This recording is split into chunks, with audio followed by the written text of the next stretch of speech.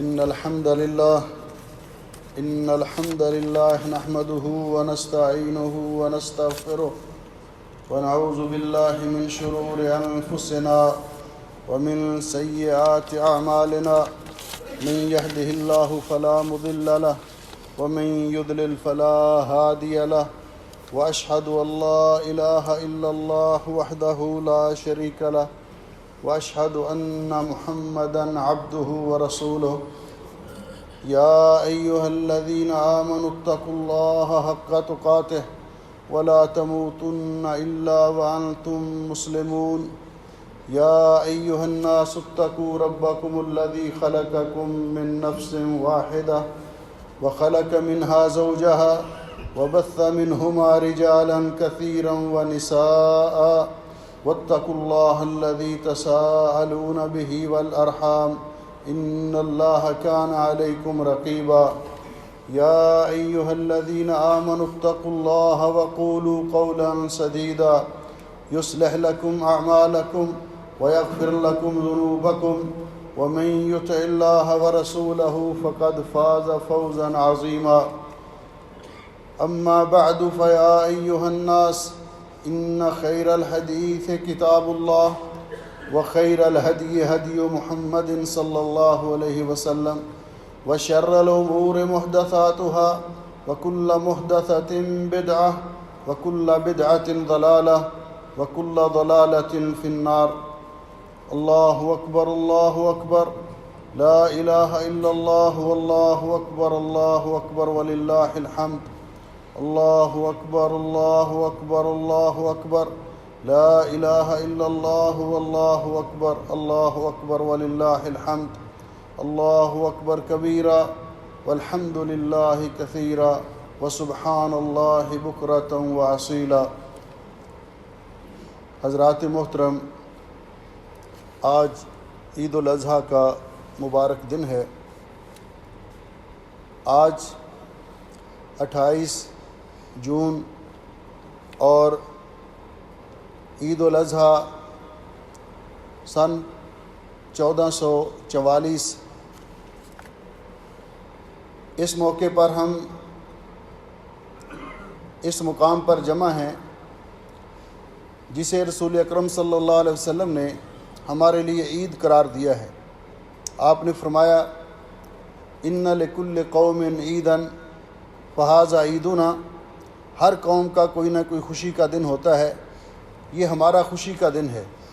اللہ سبحانہ و تعالیٰ نے مسلمانوں کو سال میں 2 خوشی کے دن عطا کیے ہیں، ایک عید الفطر جو رمضان مبارک کے بعد آتی ہے، اور ایک عید الاضحیٰ۔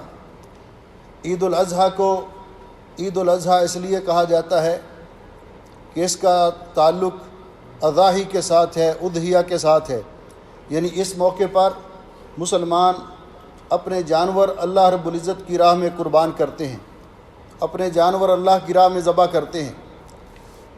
اللہ سبحانہ و تعالیٰ نے یہ جانور ذبح کرنا اور اللہ رب العزت کو یہ عمل کس قدر محبوب ہے، ام المومنین عائشہ صدیقہ طیبہ طاہرہ رضی اللہ تعالیٰ عنہ فرماتی ہیں کہ یوم النحر کو، قربانی کے دن کو، اللہ تعالیٰ کو سب سے زیادہ محبوب عمل یہ ہے کہ اللہ کی راہ میں اپنے جانور ذبح کیے جائیں۔ اور اس دن کے بارے میں رسول اکرم صلی اللہ علیہ وسلم نے ارشاد فرمایا کہ یہ سال کے دنوں میں افضل ترین دن ہے۔ اس دن میں ہم جو قربانی پیش کرتے ہیں، جانور ذبح کرتے ہیں، اس کی ایک تاریخ ہے جو کہ سیدنا حضرت ابراہیم علیہ السلام سے شروع ہوتی ہے۔ اللہ سبحانہ و تعالیٰ نے ابراہیم علیہ السلام کو بڑی شان اور عظمت سے نوازا۔ اللہ رب العزت نے جس دور میں ابراہیم علیہ السلام کو دنیا میں مبعوث فرمایا، اس دور میں شرک اور بت پرستی عروج پر تھی۔ سیدنا ابراہیم علیہ السلام کا علاقہ جس میں اللہ رب العزت نے ان کو مبعوث کیا اور ان کی ولادت باسعادت ہوئی، یہ ملک عراق کا شہر بابل، اس کے کچھ فاصلے پر ایک بستی تھی اور یا اور کہتے ہیں عربی میں، اس کے اندر ان کی ولادت باسعادت ہوئی۔ اور یہ دور وہ تھا کہ جب سیدنا حضرت آدم علیہ السلام کہ دنیا پہ نازل ہوئے 323 برس گزر چکے تھے۔ نوح علیہ السلام کے طوفان کو 1081 سال گزر چکے تھے جب حضرت ابراہیم علیہ السلام کی ولادت باسعادت ہوئی۔ جس علاقے کے اندر ابراہیم علیہ السلام نے آنکھ کھولی، وہ علاقہ پتھر کے تراشے ہوئے بتوں کی پرستش کرتا تھا۔ کچھ لوگ چاند، سورج اور ستارے ان کو اپنا الہ و معبود سمجھتے تھے۔ ابراہیم علیہ السلام نے جب دیکھا اس ماحول میں تو اللہ رب العزت فرماتے ہیں ہم نے ابراہیم علیہ السلام کو پہلے سے ہی رشد و ہدایت عطا کی تھی۔ گویا کہ ایسے معاشرے کے اندر دین کی تبلیغ کرنا، ان لوگوں کو اللہ کی توحید کی طرف بلانا، یہ بہت مشکل تھا۔ قرآن پاک نے بڑی تفصیل کے ساتھ اس کا ذکر کیا کہ ابراہیم علیہ السلام نے پتھر کے تراشے ہوئے بتوں کی پرستش کرنے والے ان کو بھی، اور وہ لوگ جو چاند، سورج اور ستاروں کی پرستش کرتے تھے ان کو بھی بڑے سادہ دلائل کے ساتھ سمجھانے کی کوشش کی، لیکن وہ قوم اس قدر ضدی اور ہٹ درم تھی اور اپنے ان معبودان باطلہ کی عبادت کو چھوڑنے کے لیے تیار نہیں تھی۔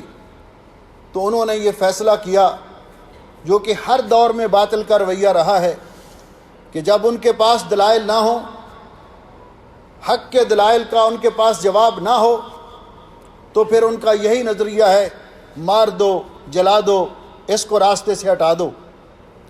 تو اس قوم نے بھی یہی کیا، قالوا حرقوہ وانصروا آلہتکم، یہ آپ کے معبودان باطلہ کی مخالفت کرتے ہیں، ان کو آگ میں جلا دیجئے اور اپنے معبودوں کی مدد کیجئے۔ انہوں نے فعلاً ایسے کیا، بہت بڑی آگ جلائی گئی، ابراہیم علیہ السلام کو اس آگ میں ڈالا گیا، لیکن اللہ سبحانہ و تعالیٰ فرماتے ہیں کہ میں جس کو بچانا چاہوں پوری کائنات مل کر اس کا بال بھی بیکا نہیں کر سکتی، اور میں جس کو مارنا چاہوں وہ کتنا زیادہ پاورفل اور طاقتور کیوں نہ ہو، میرے سامنے اس کی کوئی حیثیت نہیں، مجھ سے کوئی اس کو بچا نہیں سکتا۔ اللہ رب العزت نے آگ کو حکم دیا، قلنا یا نار کونی بردا وسلاما علی ابراہیم، ہم نے کہا اے آگ ہمارے خلیل کو جلانا نہیں بلکہ ان پر ٹھنڈی ہو جا اور سلامتی والی ہو جا۔ جب وہاں سے نکلے، اور یہ بہت بڑا امتحان تھا، دوسرے علاقے میں گئے، ان کو سمجھایا جو چاند، سورج اور ستاروں کی پرستش کرنے والے تھے، وہ بھی نہیں مانے، تو کہا انی ذاہب الی ربی سیہدین، میں اپنے رب کی راہ میں نکل رہا ہوں، میرا رب خود میری رہنمائی کرے گا۔ اور ساتھ اللہ تعالیٰ سے یہ دعا کی، عمر بھی بڑھ چکی تھی، رب ہب لی من الصالحین، اے اللہ مجھے نیک بیٹا عطا فرما۔ اللہ سبحانہ و تعالیٰ نے 86 برس کی عمر میں سیدنا ابراہیم علیہ السلام کو بیٹا عطا کیا، پہلا بیٹا، جن کا نام سیدنا حضرت اسماعیل علیہ السلام ہے۔ اور یہ بات، یہ شرف اللہ رب العزت نے ابراہیم علیہ السلام کو عطا کیا کہ ابراہیم علیہ السلام کے بعد دنیا میں جتنے انبیاء علیہ السلام آئے سب ابراہیم علیہ السلام کی اولاد میں سے تھے۔ اللہ نے 2 بیٹے عطا کیے، پہلا بیٹا سیدنا حضرت اسماعیل علیہ السلام، اور ان کی نسل سے ہمارے پیارے نبی سید الانبیاء حضرت محمد رسول اللہ صلی اللہ علیہ وسلم، اور دوسرا بیٹا 14 برس بعد جب ان کی عمر 100 برس کی ہوئی تو اللہ رب العزت نے دوسرا بیٹا عطا کیا، جن کا نام سیدنا حضرت اسحاق علیہ السلام تھا۔ اور انبیاء بنی اسرائیل حضرت یعقوب علیہ السلام سے لے کر حضرت عیسیٰ علیہ السلام تک سب حضرت اسحاق علیہ السلام کی اولاد میں سے ہیں۔ اس لیے جتنے انبیاء علیہ السلام ان کے بعد آئے سب ان کی نسل سے تھے، اسی لیے ان کو جد الانبیاء کہا جاتا ہے۔ اللہ رب العزت نے قرآن کریم میں بہت سارے مقامات پہ ان کا واقعہ ذکر کیا، تقریباً 71 مقامات پر ابراہیم علیہ السلام کا اللہ رب العزت نے تذکرہ کیا ہے، اور ان کے نام پر ایک پوری سورت نازل کی ہے، سورہ ابراہیم۔ تو ابراہیم علیہ السلام کو اللہ رب العزت نے خود فرمایا کہ ان پر بڑی آزمائشیں آئیں، لیکن وہ ہر آزمائش پہ پورے اترے۔ وَإِذِ ابْتَلَىٰ إِبْرَاهِيمَ رَبُّهُ بِكَلِمَاتٍ فَأَتَمَّهُنَّ قَالَ إِنِّي جَاعِلُكَ لِلنَّاسِ إِمَامًا۔ ابراہیم علیہ السلام کو اللہ تعالیٰ نے مختلف طرح سے آزمایا، ہر آزمائش پہ پورے اترے تو اللہ رب العزت نے فرمایا میں آپ کو لوگوں کا امام بنا رہا ہوں۔ تو ابراہیم علیہ السلام کو اللہ نے جب بیٹا عطا کیا، پہلی آزمائش قوم کی مخالفت، قوم نے چخا میں آگ میں ڈالا، اللہ نے بچایا۔ پھر وہاں سے نکلے، دیش نکالا دیا گیا۔ پھر اللہ رب العزت نے بڑھاپے میں بیٹا عطا کیا، اکلوتا بیٹا ہے، یہ بیٹا ابھی ماں کا دودھ پی رہا ہے، شیر خارگی کا زمانہ ہے اس کا۔ تو اللہ تعالیٰ کی طرف سے حکم آ گیا، اپنے اس بیٹے کو اور اس کی والدہ کو لے کر فلاں جگہ پہ مکہ معظمہ میں جہاں آج بیت اللہ شریف تعمیر ہے وہاں پہ چھوڑ کے آؤ۔ اور یہ بہت بڑا امتحان تھا، اکلوتا بیٹا ہے، ابھی کوئی دوسری اولاد نہیں، حضرت اسحاق علیہ السلام ابھی پیدا نہیں ہوئے، اکلوتا بیٹا بڑھاپے میں اللہ نے دیا ہے، لیکن اب حکم ہے کہ اس کو اور اس کی والدہ کو وہاں چھوڑ کے آؤ۔ فاصلہ کتنا ہے؟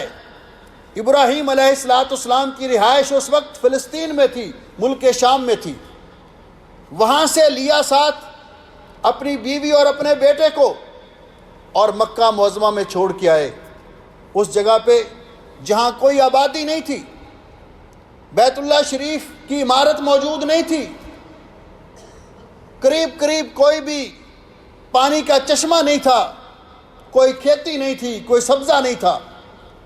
اللہ رب العزت نے قرآن پاک میں اس کا ذکر کیا کہ ابراہیم علیہ السلام نے اللہ تعالیٰ کی بارگاہ میں اس وقت دعا کی جب اللہ کے حکم کے مطابق ان کو چھوڑ کر آئے، ربنا انی اسکنت من ذریتی بواد غیر ذی زرع عند بیتک المحرم، اے اللہ میں اپنی آل اولاد کو ایسی جگہ پہ چھوڑ کے جا رہا ہوں جو بے آب و گیا وادی ہے، چھوڑ کے واپس جانے لگے۔ اب یہ خدشہ بھی ہے کہ ابھی رات آنے والی ہے، یہاں کوئی انیس و جلیس نہیں، درندوں کا بھی خطرہ ہے، کسی حملہ آور کا بھی خطرہ ہے، لیکن اللہ تعالیٰ کے یہ بندے، ان کا اللہ رب العزت پر جس قدر توکل اور اعتماد ہوتا ہے ہم اس کا تصور بھی نہیں کر سکتے۔ ابراہیم علیہ السلام کو حکم تھا کہ چھوڑ کے آ جائیے، جب چھوڑ کے واپس جا رہے تھے، اماں ہاجرہ رضی اللہ تعالیٰ عنہ سیدنا حضرت اسماعیل علیہ السلام کی والدہ ابراہیم علیہ السلام کے پیچھے دوڑی کہ ہمیں کیوں چھوڑ کے جا رہے ہو؟ کوئی جواب نہیں دیا۔ ہم سے ناراض ہو؟ کوئی جواب نہیں دیا۔ اچھا اتنا تو بتلا دیجئے، اپنی مرضی سے چھوڑ کے جا رہے ہو یا اللہ کا حکم ہے؟ تو ابراہیم علیہ السلام نے پھر جواب دیا کہ اللہ کا حکم ہے۔ تو فرمانے لگی اگر اللہ کا حکم ہے پھر اللہ کے حوالے، اذ اللہ یضیعنا ربنا، پھر ہمارا رب ہمیں ضائع نہیں کرے گا۔ چلے گئے واپس، وہاں سے گاہے بگاہے آتے رہے۔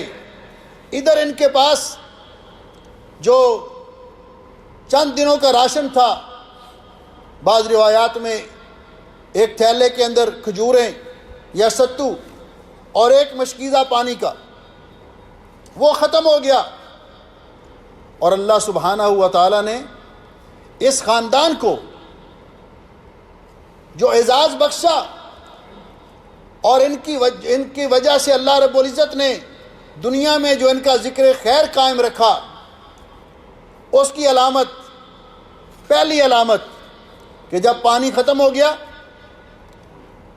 اماں جان کو دودھ نہیں آ رہا، بچہ بھوک کی وجہ سے روتا ہے، تو پاس صفا پہاڑی تھی قریب، اس کے اوپر چڑھی شاید کوئی دور کوئی آبادی کوئی پانی وغیرہ کا کوئی نشان نظر آ جائے۔ پھر وہاں سے دوڑ کے مروہ پر گئیں۔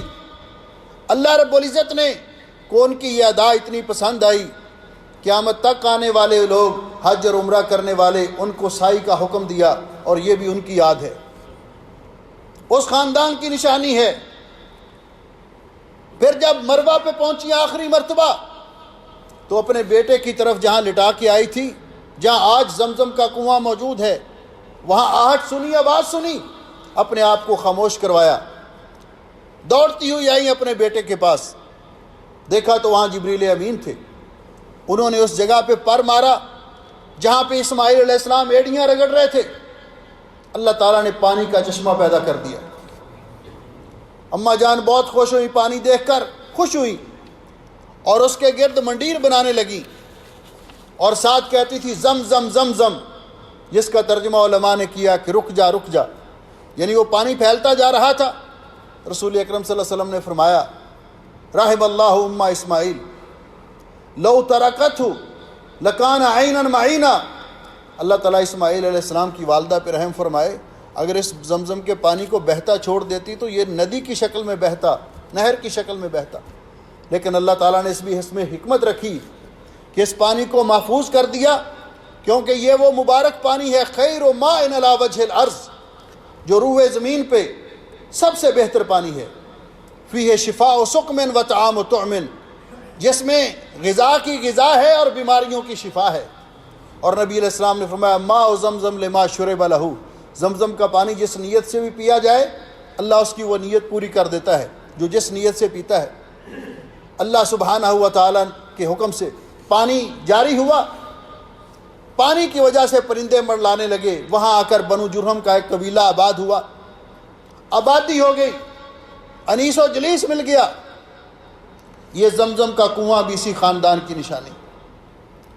پھر اسماعیل علیہ السلام گاہے بگاہے اپنے بیوی بچے کی خبر گیری کے لیے اللہ کے حکم سے آتے رہے۔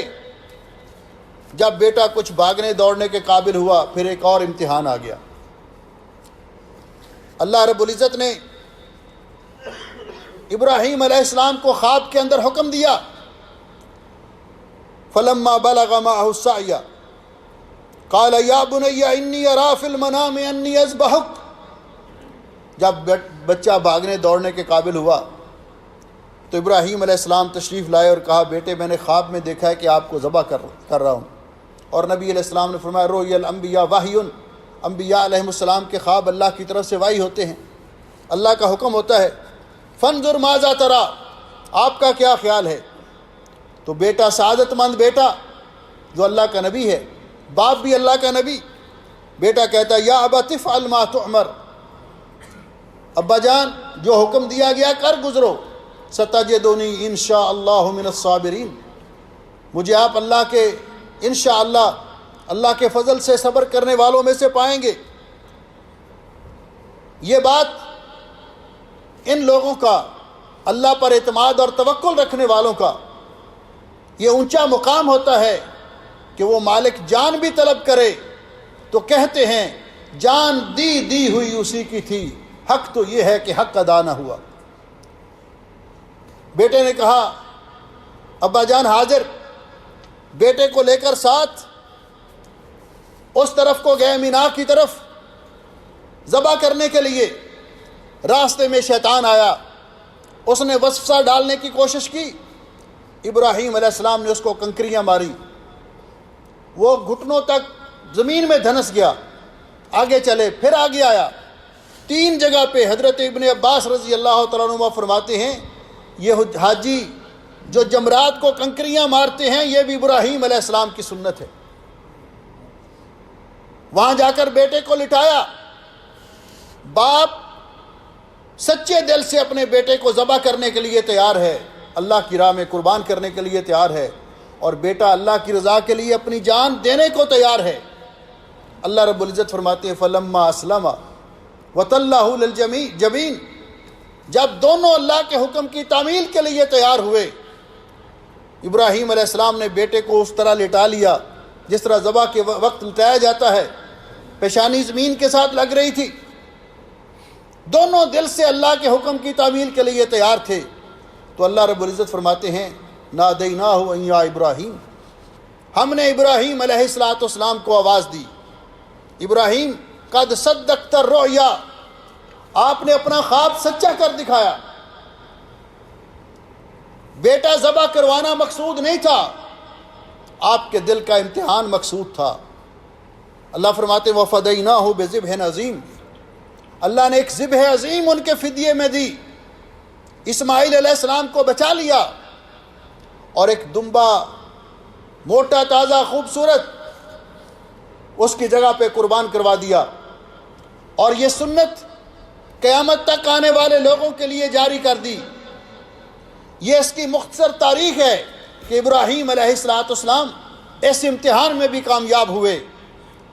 اللہ سبحانہ و تعالیٰ نے جس طرح ابراہیم علیہ السلام ان کو امام الانبیاء بنایا، اللہ کی توحید کا پرچار کرنے والے، پوری دنیا کی پرواہ نہ کرنے والے، بادشاہ بھی مخالف، گھر والے بھی مخالف، برادری بھی مخالف، قوم بھی مخالف، اور اللہ رب العزت نے فرمایا ان ابراہیم کان امتا قانتا للہ حنیفا، ابراہیم علیہ السلام اس اکیلے ہی امت تھے۔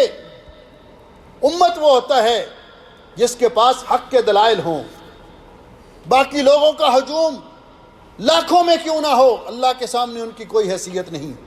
جو اللہ کو وحدہ لا شریک نہیں مانتے، اور جو اللہ کو وحدہ لا شریک مانتا ہے وہ اکیلا ہی امت ہے۔ یہ سنت اللہ نے جاری کر دی، نبی پاک صلی اللہ علیہ وسلم نے اس سنت کا احیاء کیا۔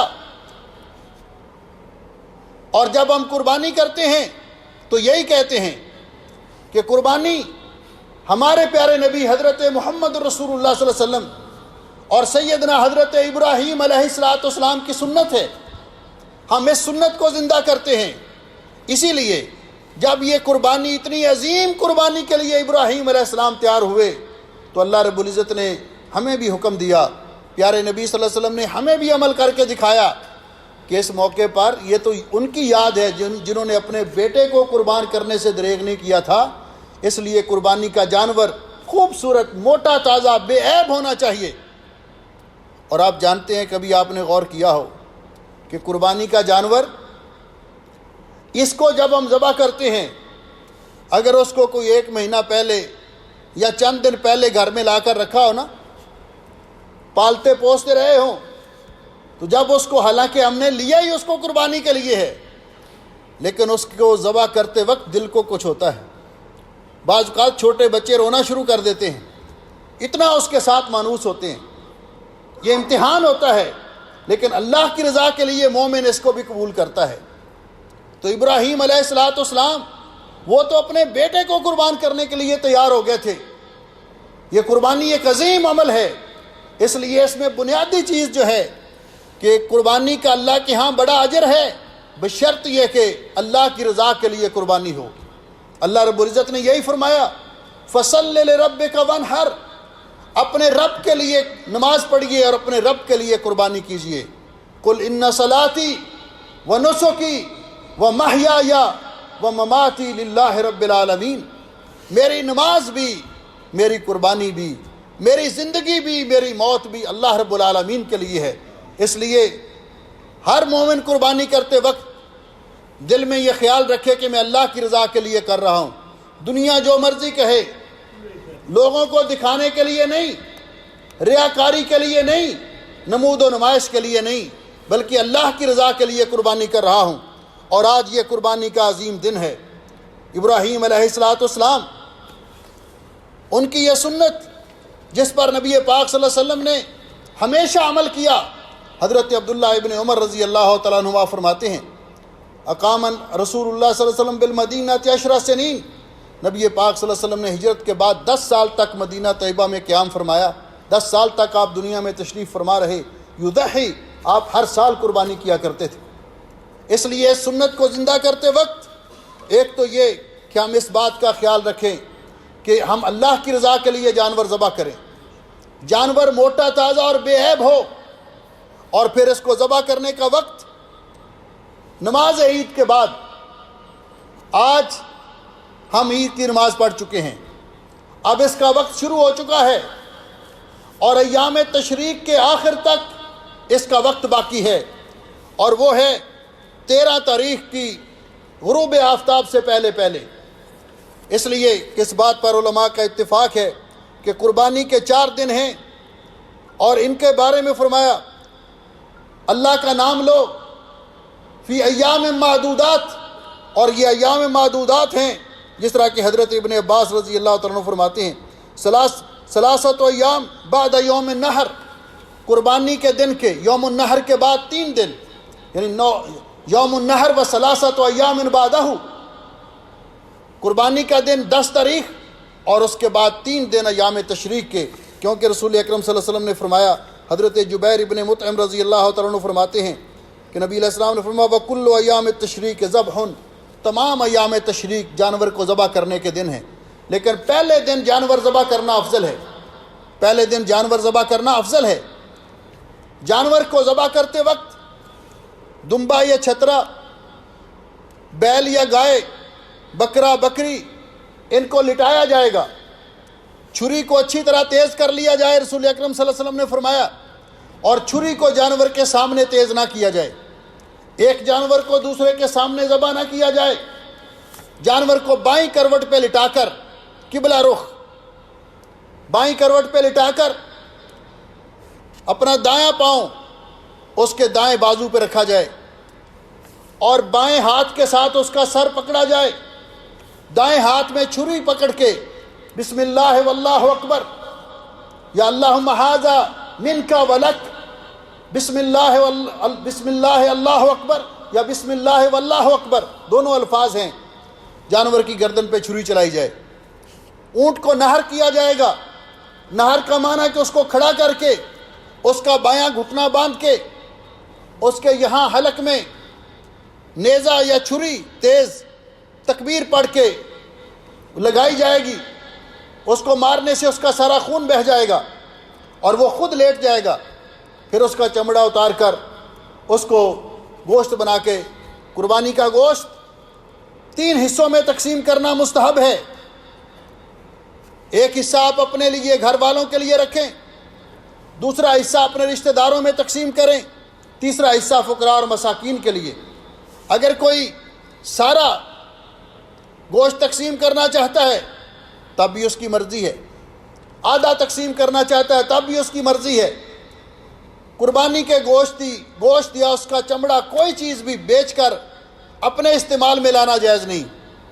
قربانی کا گوشت قصاب کو بطور اجرت دینا جائز نہیں، چمڑا بھی صدقہ کیا جائے گا، اور اس کا گوشت بھی جو گھر میں رکھنا ہے اور جو اپنا حصہ ہے، نبی علیہ السلام نے فرمایا کلوا واطعموا وادخروا، خود بھی کھاؤ دوسروں کو بھی کھلاؤ، اور اگر گھر میں کچھ آپ سٹور کرنا چاہتے ہیں، فریز کرنا چاہتے ہیں اپنا حصہ، تو تب بھی جائز ہے، اس میں بھی کوئی حرج نہیں ہے۔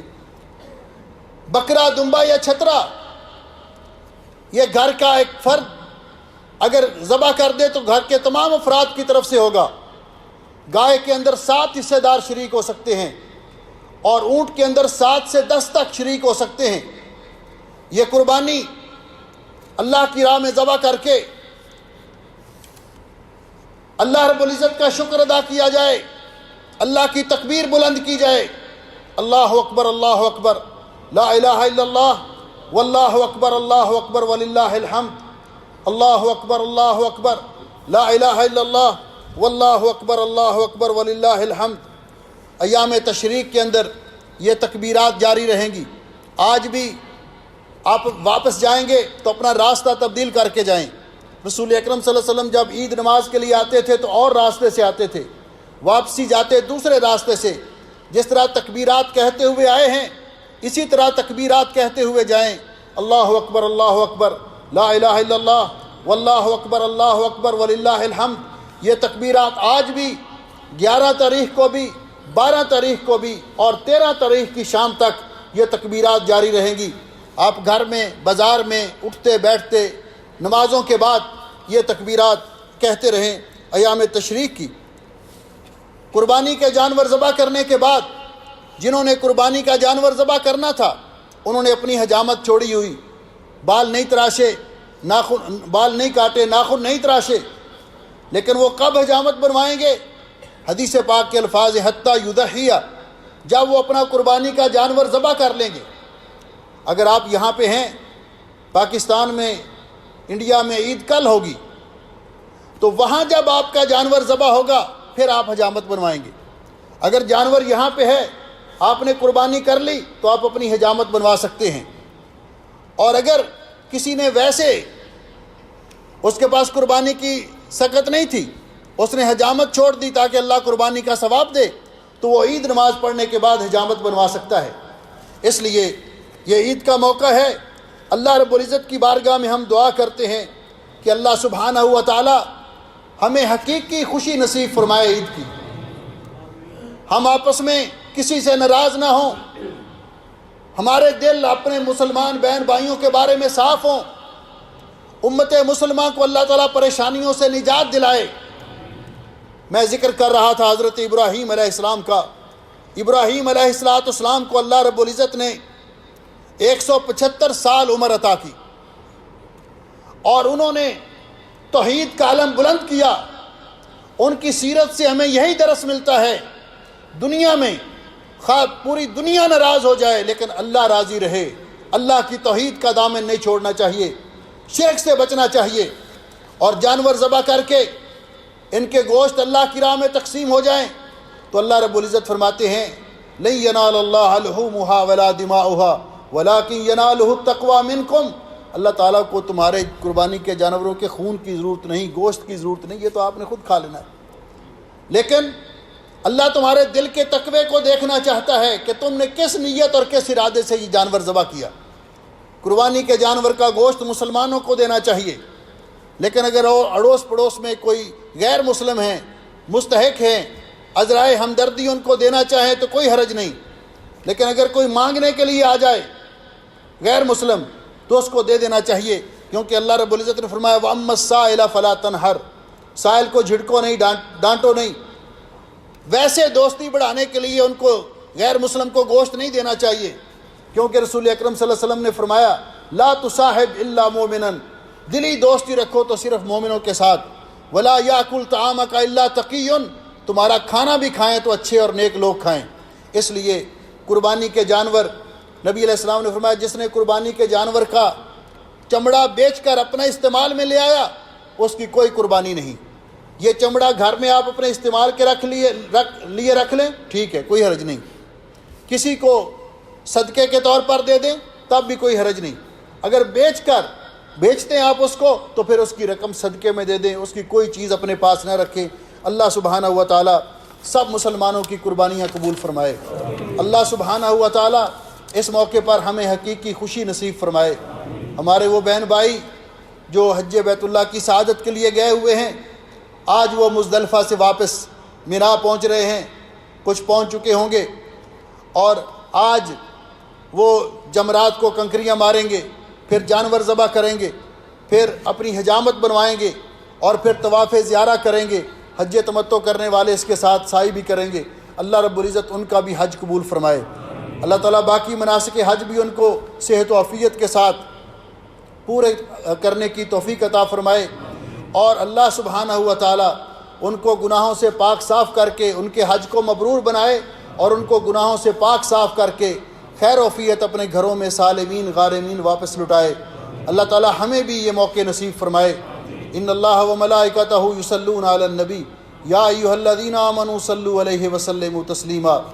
اللہ اکبر، اللہ اکبر، لا الہ الا اللہ، واللہ اکبر، اللہ اکبر وللہ الحمد۔ اللہ اکبر، اللہ اکبر، لا الہ الا اللہ، واللہ اکبر، اللہ اکبر وللہ الحمد۔ اللہم صلی علی محمد وعلی آل محمد کما صلیت علی ابراہیم وعلی آل ابراہیم انک حمید مجید۔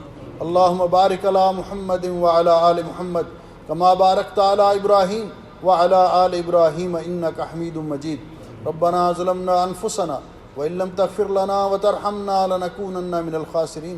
اللہم انک عفو تحب العفو فاعف عنا۔ ربنا تقبل منا انک انت السمیع العلیم وتب علینا انک انت التواب الرحیم۔ اللہم انت اللہ لا الہ الا انت نستغفرک ونتوب الیک، نستغفرک ونتوب الیک۔ اللہم اشف مرضانا ومرضى المسلمین۔ اللهم اشف مرضانا ومرضى المسلمين اللهم اقض حاجاتنا وحاجات المسلمين اللهم اغفر للمسلمین المیتین اللهم اغفر للمسلمین المیتین۔ اے اللہ اپنے فضل و رحمت سے مسلمان جو تیری بارگاہ میں قربانیاں ذبح کر رہے ہیں تو ان کی قربانیاں قبول فرما۔ اللہ ان کے لیے بخشش اور مغفرت کا اور بلندی درجات کا ذریعہ بنا۔ الہ العالمین اپنے فضل و رحمت سے یہاں پہ ہماری حفاظت فرما، ہمارے اپنے اپنے ملکوں میں ہمارے اہل و عیال عزیز و اقارب کی حفاظت فرما۔ اے اللہ اپنے فضل و رحمت سے ہمیں جب تک زندہ رکھ اسلام پہ زندہ رکھ، آخری وقت آئے تو ہمارا خاتمہ ایمان پہ کرنا۔